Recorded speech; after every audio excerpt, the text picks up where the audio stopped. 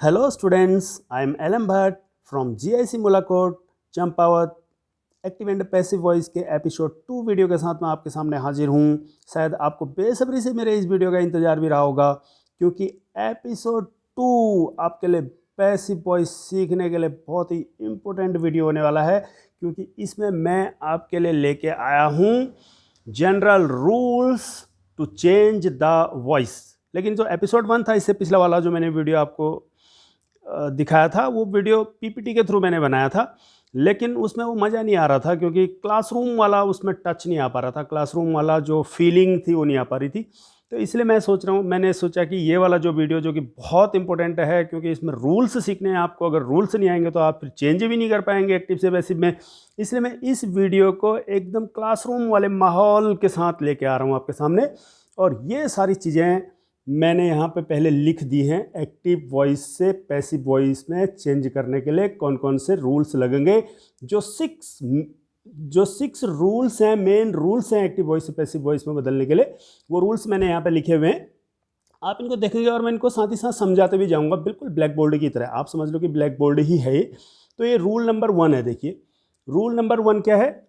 Active का object passive का subject बन जाता है और एक्टिव का सब्जेक्ट पैसिव में ऑब्जेक्ट बन जाता है। एग्जाम्पल के साथ एकदम क्लियर है। देखो यहाँ पर एग्जाम्पल है, एक्टिव वॉइस का एग्जाम्पल लिखा हुआ है, आई राइट ए लेटर। आप ये देख रहे हैं कि एक्टिव वॉइस में आई सब्जेक्ट है, ए लेटर ऑब्जेक्ट है, राइट वर्ब है। अब यहाँ लिखा हुआ है कि एक्टिव वॉइस का जो ये ऑब्जेक्ट है ये पैसिव वॉइस में सब्जेक्ट बन जाएगा, और एक्टिव वॉइस का जो ये सब्जेक्ट है ये पैसिव वॉइस में ऑब्जेक्ट बन जाएगा। यही रूल नंबर 1 है कि एक्टिव वॉइस का सब्जेक्ट ऑब्जेक्ट बन जाएगा, एक्टिव वॉइस का ऑब्जेक्ट सब्जेक्ट बन जाएगा पैसिव वॉइस में। तो ये दिमाग में रखना है आपने कि एक्टिव वॉइस का जो ऑब्जेक्ट है वो सब्जेक्ट बन जाएगा, एक्टिव वॉइस का जो सब्जेक्ट है वो ऑब्जेक्ट बन जाएगा। तो रूल नंबर 1 यही है। और ये किस तरीके से बनते हैं सब्जेक्ट के ऑब्जेक्ट, इनका चार्ट में आगे लेके मैं आऊँगा यहीं पर। इसके बाद हम आते हैं रूल नंबर 2 पे। रूल नंबर 2 क्या है? पैसिव वॉइस में वर्ब थर्ड फॉर्म में प्रयुक्त होती है।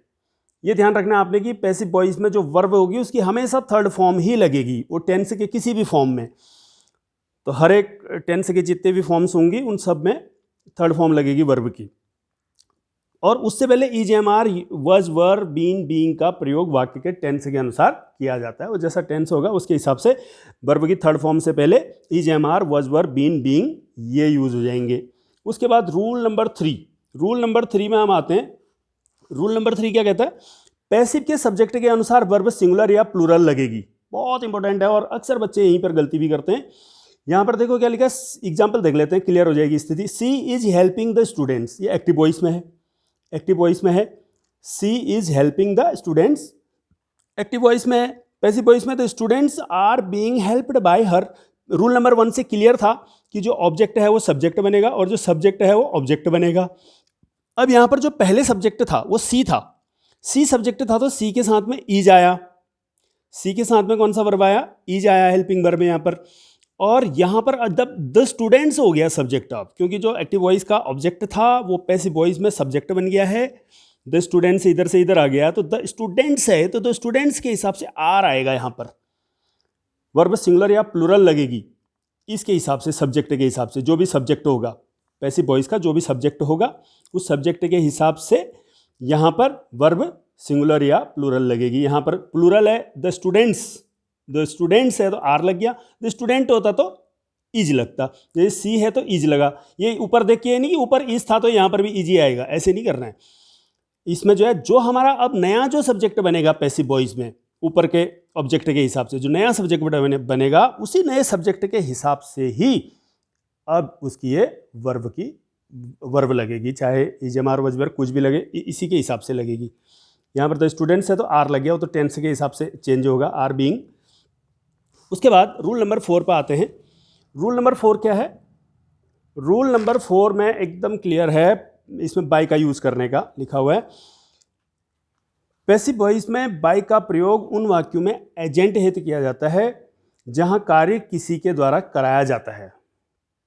बाय का प्रयोग वर्ब के बाद एवं एजेंट ऑब्जेक्ट से पूर्व किया जाता है। बस सिंपल सा है, इसमें सिर्फ इतना ही है कि बाय का यूज किया जाता है। कब होता है बाय का यूज? बाय का प्रयोग वर्ब के बाद एवं ऑब्जेक्ट से पूर्व, एजेंट का मतलब ऑब्जेक्ट, वहां पर इसका प्रयोग किया जाता है। उसके बाद आते हैं हम रूल नंबर 5 की तरफ। रूल नंबर 5 सबसे इंपॉर्टेंट, रूल नंबर 5 में हम आ जाएंगे। ये जो मैंने आपको रूल नंबर 1 में बताया था, रूल नंबर 1 में आपने देखा था कि रूल नंबर 1 में क्या कहता था। रूल नंबर 1 में ये था कि एक्टिव वॉइस में जो सब्जेक्ट है वो पैसिव वॉइस में ऑब्जेक्ट बन जाएगा, एक्टिव वॉइस में जो ऑब्जेक्ट है वो पैसिव वॉइस में सब्जेक्ट बन जाएगा, यानी कि सब्जेक्ट ऑब्जेक्ट बन जाएगा एक्टिव का, और ऑब्जेक्ट सब्जेक्ट बन जाएगा। तो यही मैं आपको उसमें बता रहा था कि मैं अभी आगे बताऊंगा। ये जो सब्जेक्ट है ये ऑब्जेक्ट में मी बन गया, तो उसी की लिस्ट यहाँ पर है, ये लिस्ट है। इस लिस्ट को आप ध्यान से देखेंगे रूल नंबर 5 में कि एक्टिव वॉइस में जो सब्जेक्टिव फॉर्म है, सब्जेक्टिव फॉर्म में क्या है, सब्जेक्टिव फॉर्म में आई है, उसका ऑब्जेक्टिव फॉर्म क्या हो जाएगा, मी। आई का मी, ही का हिम, यू का यू, वी का अस, सी का हर, दे का देम, इट का इट ही रहेगा, और हु का हूँ हो जाएगा। ये सब्जेक्टिव फॉर्म है, ये और ये सब्जेक्टिव फॉर्म है, ये और ये ऑब्जेक्टिव फॉर्म है इनकी। आई सब्जेक्टिव फॉर्म में, यानी कि वर्ब से पहले शुरू में अगर आएगा तो आई होगा, अगर वर्ब के बाद आएगा ऑब्जेक्टिव फॉर्म में आएगा तो मी हो जाएगा। ऐसे ही शुरू में आएगा तो सब्जेक्टिव फॉर्म में आएगा तो ही के रूप में आएगा, ऑब्जेक्टिव फॉर्म में आएगा तो ही का हिम हो जाएगा, यू का यू ही रहेगा। वी सेंटेंस के स्टार्ट में आएगा तो वी लिखेंगे, लेकिन वर्ब के बाद ऑब्जेक्टिव फॉर्म में आएगा तो उसको अस लिखेंगे। ऐसे ही सी का हर हो जाएगा, दे का देम हो जाएगा, इट का इट ही रहेगा, हु का हुम हो जाएगा। तो ये आप एकदम क्लियर से दिमाग में आपको इसको रखना है। उसके बाद आते हैं सबसे इंपॉर्टेंट रूल नंबर 6, जो सबसे इंपॉर्टेंट है, समझ लो, चेंज करने के लिए, एक्टिव वॉइस से पैसिव वॉइस में बदलने के लिए सारे रूल्स यहाँ पर लिखे हुए हैं इसमें। तो इसे आप बहुत गौर से देखेंगे। यहाँ पर रूल नंबर 6 लिखा हुआ है, बार में से केवल 8 टेंसेज का ही पैसिव बनता है। 12 होते हैं, आपको पता है 12 टेंसेज होते हैं। कौन कौन से? Present indefinite, past indefinite, future indefinite, present continuous, past continuous, future continuous, और उसके बाद perfect continuous, present perfect continuous, past perfect continuous, future perfect continuous, उसके बाद present perfect continuous, past perfect continuous और फ्यूचर परफेक्ट कंटिन्यूअस। तो ये 12 तरीके के जो ये फॉर्म्स होते हैं, उसमें से केवल 8 ही टेंसेज की पैसिव वॉइस बनती है। पैसिव बनाते समय वर्ब का टेंस के अनुसार परिवर्तन निम्न प्रकार होता है। अब 12 में से सिर्फ 8 के ही टेंसेज के पैसिव बनती है, लिखा मैंने। तो 4 किस किस के नहीं बनते हैं, यहाँ पर मैंने नोट कर रखा। सबसे नीचे देखो, तीनों परफेक्ट जो कंटिन्यूअस टेंस होगा, यानी कि present perfect continuous, past perfect continuous, future perfect continuous, उन तीनों परफेक्ट कंटिन्यूअस के और फ्यूचर कंटिन्यूअस के, ये जो 4 हो गए टोटल, 3 तो परफेक्ट कंटिन्यूअस हो गए, present perfect continuous, past perfect continuous, future perfect continuous और फ्यूचर कंटिन्यूअस, ये जो 4 जो ये टेंस हो गए, इनके पैसिव नहीं बनता है, इनके पैसिव नहीं बनता है। क्लियर दिमाग में रखना है आपने। बाकी जो ये 8 के जो बनेंगे, ये मैंने इसके रूल्स लिखे हुए, किस तरीके से बनेंगे ये देखो। अगर सिंपल प्रेजेंट होगा तो सिंपल, एक एग्जांपल वर्ब के एग्जांपल के साथ मैंने बना रखा है ये चार्ट। राइट, राइट्स लिखा हुआ, राइट लिखा हुआ, यानी कि वर्ब की फर्स्ट फॉर्म है, किसके साथ ICIS लगेगा। ये जो टेंस के रूल्स हैं उसके हिसाब से वर्ब की फॉर्म्स दे रखी है। राइट वाले वर्ब को मान लेके चले हम। तो इसमें सिंपल प्रेजेंट में इज एम आर का प्रयोग होगा वर्ब की थर्ड फॉर्म से पहले, जब इसकी हम पैसिव बनाएंगे, जब इस एक्टिव वॉइस की जब हम पैसिव वॉइस बनाएंगे तो इज एम आर का प्रयोग भी होगा इनसे पहले।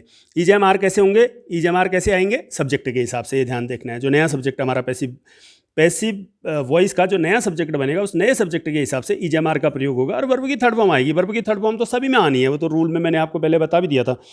Return, return, return, return, return, return, return, return, देखो सबके सब 8 की 8 फॉर्म में वर्ब की थर्ड फॉर्म आनी है मेन वर्ब की, लेकिन सब्जेक्ट के हिसाब से यहाँ पर स्टार्टिंग में ये जो हेल्पिंग वर्ब है ये चेंज होंगी।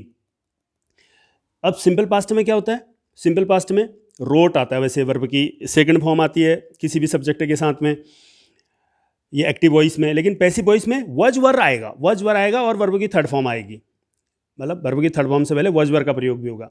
सिंपल फ्यूचर में सेल विल इन दो में से एक आएगा, फिर राइट है, लेकिन सेल विल बी रिटन, यहाँ बी रिटन आ जाएगा। सेल विल में से एक शब्द आएगा, बी रिटन हो जाएगा, वर्ब की थर्ड फॉर्म आ जाएगी। ऐसे ही प्रेजेंट कंटिन्यूअस में, present continuous is am are writing होता है एक्टिव वॉइस में, is writing, am writing, are writing, इनमें से कोई एक होता है। लेकिन जब इसका हम पैसिव बनाते हैं तो is am are being written हो जाता है। जितनी भी कंटिन्यूस वाली हमारी दो ही, प्रेजेंट कंटिन्यूस और पास्ट कंटिन्यूस, क्योंकि फ्यूचर कंटिन्यूस की तो बनेगी नहीं, तो कंटिन्यूस में सिर्फ दो ही बचे हमारे पास टेंस, प्रेजेंट कंटिन्यूस और पास्ट कंटिन्यूस। प्रेजेंट कंटिन्यूस में और पास्ट कंटिन्यूस दोनों में बीइंग का प्रयोग हो जाएगा इनके बाद, यहाँ पर बीइंग आ जाएगा, यहाँ पर बीइंग आ जाएगा। ज़्यादा इसमें कुछ भी याद नहीं करना है आपको। जो एक्टिव वॉइस में जो फॉर्मेट है हमारा, जो हमारे रूल्स हैं एक्टिव वॉइस के, वहाँ पर मेन वर्ब से पहले जो है बीइंग लग जाना है इसमें, बस इतना ही है। और उसके बाद प्रेजेंट परफेक्ट में आ जाएंगे। अब आप प्रेजेंट परफेक्ट में है, ये जो तीनों ही परफेक्ट हैं, देखो तीनों को एक साथ ही मैं याद करा दूँ आपको। Present perfect, past perfect, future perfect.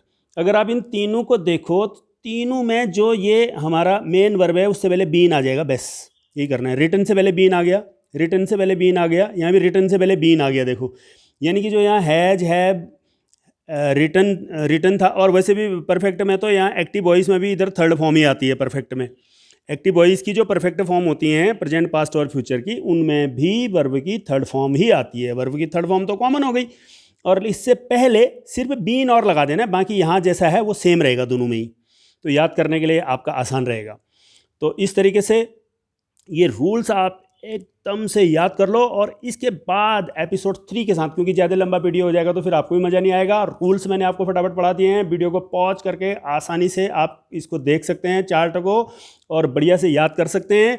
और इसकी जगह पर जो मैंने राइट से लिखा हुआ है, इसकी जगह आप वर्ब चेंज करके दूसरी भी लिख के एक और चार्ट भी बना सकते हैं। आप शेयर करेंगे मेरे साथ वीडियो में, ऐसी मुझे उम्मीद है। जैसे इधर राइट लिखा तो आप गो, गोज लिख सकते हो, या रीड, रीड्स लिख सकते हो, और सिंग, सिंग्स लिख सकते हो यहाँ सिंग के साथ, और जो वर्ब हैं दूसरी उनको लेके भी आप चार्ट, नया चार्ट बना सकते हो। तो इस तरीके से आपकी प्रैक्टिस भी हो जाएगी, याद भी हो जाएगा आपको।